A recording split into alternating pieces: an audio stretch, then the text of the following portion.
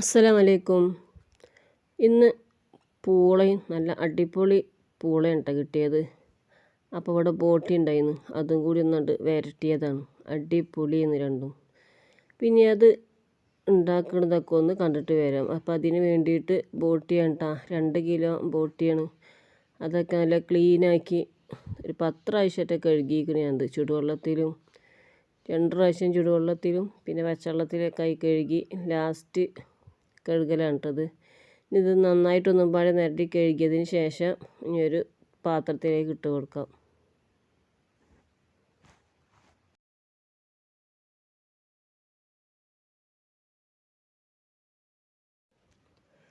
അപ്പോൾ അതൊക്കെ ഒന്ന് പാത്രത്തിലേക്ക് ഇട്ട് കൊടുക്കണം കേട്ടോ. ഇനി ഇതിൽ നിന്ന് കുക്കറിലേക്കാണ് ഇട്ട് വേവിക്കുന്നത്. അപ്പോൾ കുക്കറിലേക്ക് ഇട്ട് കൊടുക്കാം. പിന്നെ ഇതിൽ തീരെ വെള്ളം ഒഴിക്കരുത് കേട്ടോ. ബോട്ടി എത്ര നമ്മൾ വെള്ളം വാർത്താലും ഉണ്ടാക്കുമ്പോൾ പിന്നെയും വെള്ളം വരും. അപ്പോൾ അതിലേക്ക് 1 ടീസ്പൂണ് ഉലുവ, 1 ടീസ്പൂണ് മഞ്ഞൾപ്പൊടി, പിന്നെ അതിലേക്ക് ആവശ്യത്തിനുള്ള ഉപ്പ്, 1 ടീസ്പൂൺ പെരിഞ്ജീരകം, 1.5 ടീസ്പൂൺ മല്ലിപ്പൊടി, 1.5 ടീസ്പൂണ് മുളകും പൊടിയാണ് കേട്ടോ എടുത്തിരിക്കുന്നത്. ഇനി അതെല്ലാം കൂടി ഞാൻ ആ കുക്കറിലേക്ക് ഇട്ട് കൊടുത്തിട്ട് എന്നിട്ട് കൈ വെച്ചിട്ടൊന്ന് നന്നായിട്ടൊന്ന് എല്ലാം കൂടി ഒന്ന് മിക്സ് ചെയ്തെടുക്കാം കേട്ടോ. ഈ പൊടികൾ എല്ലാം കൂടി ചേർത്തിട്ട് നമുക്കിത് വേവിക്കുമ്പോൾ ആ ബോട്ടിമേൽ അതിൻ്റെ മസാലകളൊക്കെ ഒന്ന് പൊടിക്കാൻ വേണ്ടിയിട്ടാണ് കേട്ടോ. പിന്നെ അത് ഞാൻ മിക്സ് ചെയ്തലൊക്കെ കഴിഞ്ഞിട്ട് കുക്കറിൽ വെച്ചിട്ട് അടുപ്പത്ത് വെച്ചിരിക്കണം കേട്ടോ. ഇനി അതൊരു 5-6 വിസലൊന്ന് വേവിച്ചെടുക്കണം. ഇനി അതിലേക്ക് ഞാൻ 4 തക്കാളി, 4 സവാള, ഒരു 5 പച്ചമുളക്, കറിവേപ്പില, മല്ലിച്ചപ്പ് ഇതൊക്കെ എടുത്തിരിക്കണം കേട്ടോ. അപ്പോൾ ബോട്ടി ഒരു 6 വിസലൊക്കെ വന്നപ്പോൾ ഞാനതൊന്ന് ഇറക്കി വെക്കുന്നുണ്ട് കേട്ടോ. ഒന്നാകെ കുക്കർമക്കൂടെയൊക്കെ ഉണ്ട് ഒലിച്ചിക്കണം അതിൻ്റെ നീരൊക്കെ. അപ്പോൾ ഇനി ഞാൻ ഇതിലേക്ക് പൂള ഇട്ടാ പൂള അപ്പോൾ ഞാൻ കഴുകിയിട്ട് കഷ്ണങ്ങളൊക്കെ ആക്കി കൊത്തി നുറുക്കി വെച്ചിരിക്കണം. അതിലേക്ക് 3/4 ഭാഗത്തോളം വെള്ളം ഒഴിച്ച് കൊടുത്തിരിക്കണം കേട്ടോ കഴുകിയപ്പോൾ തന്നെ. പിന്നെ അതിലേക്ക് 1/2 ടീസ്പൂണ് മഞ്ഞൾപ്പൊടി, പിന്നെ ഇതിലേക്ക് ആവശ്യത്തിനുള്ള ഉപ്പും ഒന്നിട്ട് കൊടുക്കുന്നുണ്ട്. ഇനി ഇതൊന്നാകെ ഒന്ന് മിക്സ് ചെയ്തതിന് ശേഷം ഇതൊന്ന് അടുപ്പത്ത് വെക്കാം.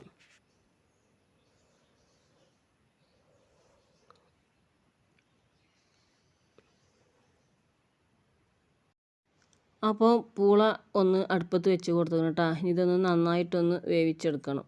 അപ്പോൾ ഞാനിതൊന്ന് കുറച്ച് നേരം കഴിഞ്ഞപ്പോൾ ഒന്ന് തുറന്ന് നോക്കിയതാണ്. അപ്പോൾ വേഗം വേവുന്നൊരു പൂളയാണ് തോന്നുന്നു കേട്ടോ. അപ്പോൾ ഏകദേശമൊക്കെ ഒരു 3/4 ഭാഗം വേവായിക്കണം.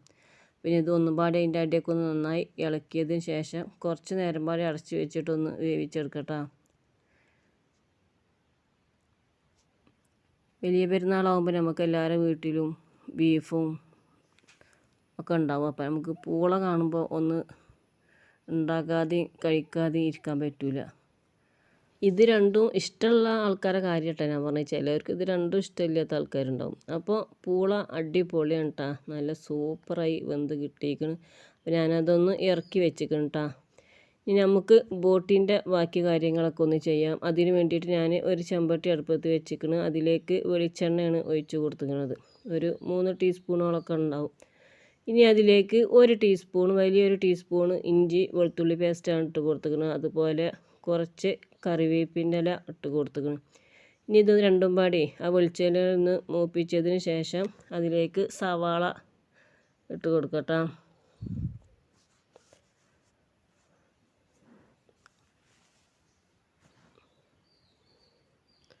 സവാളയും പച്ചമുളകും പാടി ഇതിലേക്കൊന്ന് ഞാൻ ഇട്ട് കൊടുത്തിരിക്കണം. ഇനി അതൊന്ന് കുറച്ച് നേരം ഒന്ന് വാട്ടിയെടുത്തതിന് ശേഷം വേണം ഇതിലേക്ക് തക്കാളി ഇട്ട് കൊടുക്കാൻ.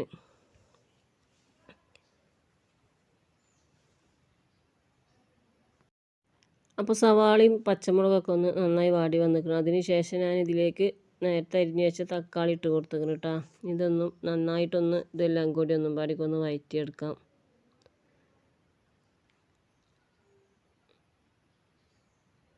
അപ്പോൾ അതൊക്കെ ഒന്ന് നന്നായിട്ടൊന്ന് വാടി വന്നിരിക്കണം കേട്ടോ. ഇനി ഇതിലേക്ക് ആവശ്യമുള്ള പൊടികളാണ്. ഒരു 3/4 ടീസ്പൂണോളം ഗരം മസാല, 1.5 ടീസ്പൂണ് കുരുമുളക്, 1 ടീസ്പൂണ് മുളക് പൊടി, 1 ടീസ്പൂണ് മല്ലിപ്പൊടി, 1/2 ടീസ്പൂണ് മഞ്ഞൾപ്പൊടിയാണ് കേട്ടോ ഇതിലേക്ക് ഇട്ട് കൊടുത്തിരിക്കുന്നത്. ഇനി ഇതെല്ലാം കൂടി ആ എണ്ണയിലൊന്ന് കുറച്ച് നേരം ഒന്ന് പാടിക്കൊന്ന് മൂപ്പിച്ചെടുക്കട്ടോ. അപ്പോൾ വെളിച്ചെണ്ണയിൽ ആ മസാലകളൊക്കെ ഒന്ന് മൂത്ത് വന്നിക്കണം. അതിന് ശേഷം അതിലേക്ക് തക്കാളി സോസാണ് കേട്ടോ ഒഴിച്ച് കൊടുക്കുന്നത്. അതൊരു 5 ടീസ്പൂണോളൊക്കെ ഒഴിച്ച് കൊടുത്തേക്കണം. ഇതെല്ലാം കൂടി ആ തക്കാളിയും പൊടികളും ഇതെല്ലാം കൂടി തക്കാളി സോസൊക്കെ ഒന്നുപാടിക്കൊന്ന് മിക്സ് ചെയ്തെടുക്കാം കേട്ടോ.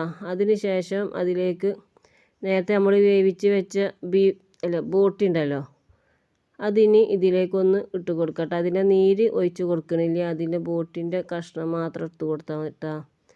അപ്പോൾ നേരത്തെ നമ്മളിതിൽ വെള്ളം ഒരു തുള്ളി പോലും ഇല്ലാതെ നമ്മൾ ആ പൊടികളും ഉപ്പൊക്കെ ഇട്ടുകൊണ്ട് വേവിച്ച് വെച്ചത് ഇപ്പോൾ നന്നായി വെള്ളക്കായി വന്നിരിക്കണം കേട്ടോ. അപ്പോൾ ഇതിൻ്റെ ആ നീര് ഒഴിവാക്കിയതിന് ശേഷം വേണം ഇതിലേക്ക് ഇട്ട് കൊടുക്കാൻ.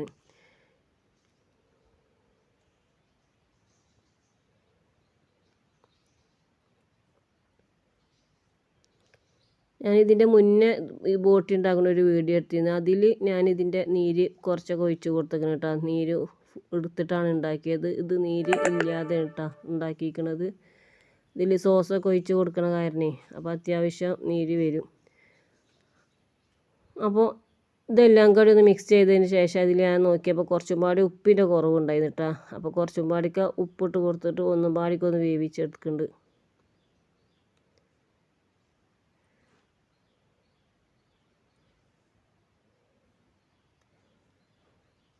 അപ്പോൾ ഇത് ഏകദേശമൊക്കെ ആയി വന്നിക്കണം കേട്ടോ.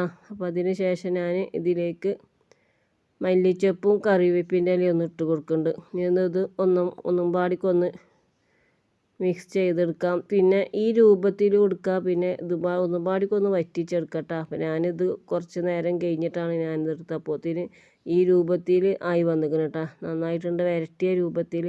ആ വീഡിയോ ഞാൻ ഇതിൽ കാണിക്കാൻ വിട്ടുപോയി. അപ്പോൾ ഈ രീതിയിൽ നിങ്ങളെല്ലാവരൊക്കെ ഒന്ന് ഉണ്ടാക്കി നോക്കിട്ടാ.